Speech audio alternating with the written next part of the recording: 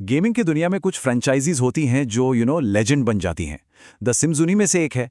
लेकिन आजकल ये एक बड़ी अजीब सी पहेली में फंसी हुई है।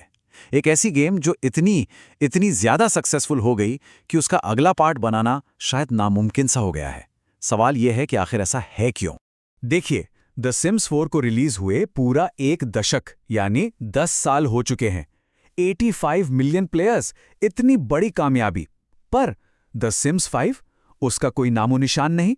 ये एक ऐसा सवाल है जो सिर्फ फैंस ही नहीं बल्कि पूरी गेमिंग कम्युनिटी के दिमाग में सालों से घूम रहा है।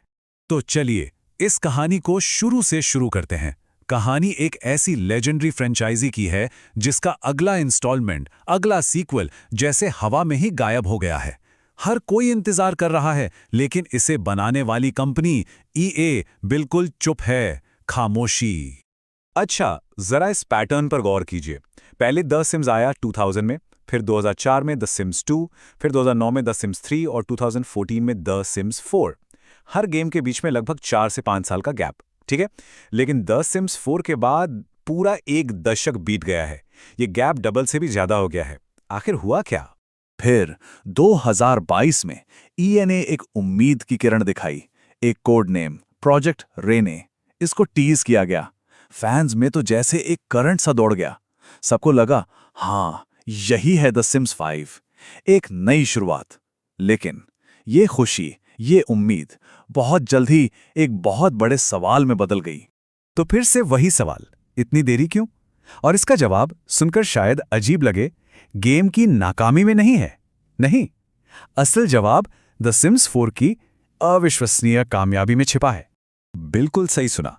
ये इसलिए नहीं है कि सिम्स 4 फेल हो गया, बल्कि इसलिए कि वो हद से ज्यादा, मतलब बहुत ज्यादा सफल हो गया। ईए ने एक ऐसा बिजनेस मॉडल बना लिया है जो इतना प्रॉफिटेबल है कि उसे बंद करना जैसे पैसे छापने वाली मशीन को बंद करने जैसा होगा। द सिम्स 4 अब सिर्फ एक गेम नहीं रहा, ये एक पैसा कमाने वाला पावर हाउस बन चुका है। पहले क्या होता था? एक गेम खरीदा, $60 दिए, गेम अपना, कहानी खत्म। सही है। लेकिन द सिम्स 4 ने इस पूरे सिस्टम को पलट के रख दिया। अब बेस गेम मुफ्त है, कोई भी डाउनलोड कर सकता है। लेकिन असली पैसा वो आता है छोटे छोटे, कभी न खत्म होने वाले डीएलसीज से, डाउनलोडेबल कंटेंट। इसे कहते हैं game as a service model. मतलब कंपनी एक बार गेम बेचकर आगे नहीं बढ़ती, वो लगातार सालों साल उसी गेम से पैसा कमाती रहती है। तो ये मॉडल कितना फायदेमंद है? चलिए इसका थोड़ा हिसाब किताब करते हैं। क्योंकि कुछ खिलाड़ियों के लिए द सिम्स 4 अब सिर्फ एक शौक नहीं रहा, ये काफी महंगा, हाँ, एक इन्वेस्टमेंट बन चुका है। देखिए, एक्सपेंशन पैक्स हैं जिनकी कीमत $20 से $40 तक जाती है। फिर गेम पैक्स हैं, स्टफ पैक्स, यहां तक कि छोटे छोटे किट्स भी।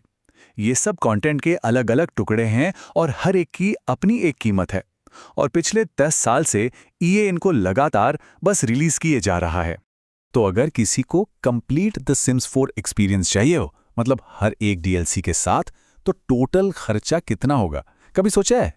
कुल मिलाकर लगभग $1500। हाँ, $1500 एक गेम के लिए।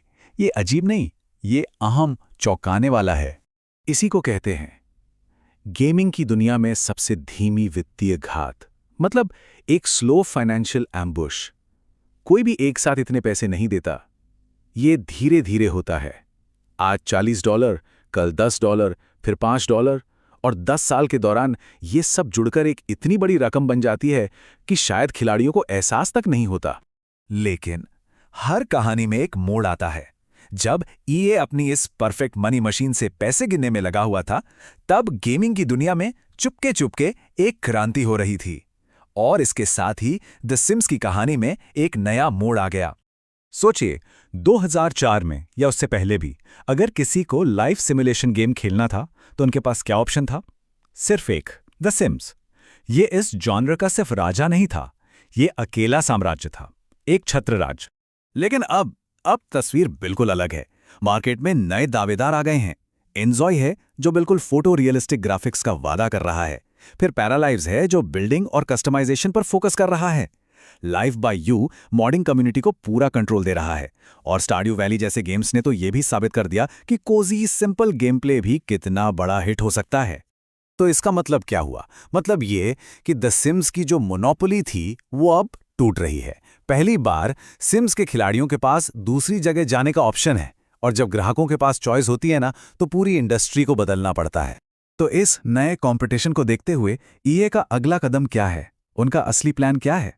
चलिए अब इस कहानी के आखिरी हिस्से पर आते हैं कि द सिम्स फ्रेंचाइजी का भविष्य आखिर दिखेगा कैसा। और यहां आता है सबसे बड़ा खुलासा। वो जो प्रोजेक्ट रेने है, जिसे सब द सिम्स 5 समझ रहे थे, वो नहीं है। साफ साफ शब्दों में प्रोजेक्ट रेने द सिम्स 5 नहीं है। तो फिर ये है क्या? ये एक नया गेम नहीं, बल्कि एक पूरा इकोसिस्टम बना रहा है। उनकी स्ट्रैटेजी के 3 हिस्से हैं। पहला, प्रोजेक्ट रेने द सिम्स 4 को रिप्लेस नहीं करेगा, बल्कि उसके साथ साथ चलेगा, सह अस्तित्व में रहेगा।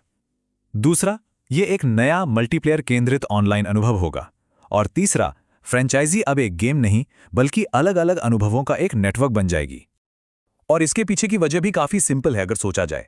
एक नया गेम लॉन्च के दिन द सिम्स 4 के 10 साल के कंटेंट से कैसे मुकाबला कर सकता है? नहीं कर सकता।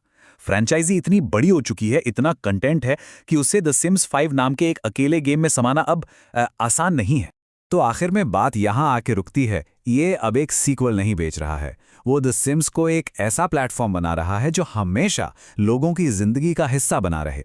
उनकी कोशिश अब गेम बेचने की नहीं, बल्कि लोगों की लाइफ में हमेशा के लिए आने की है।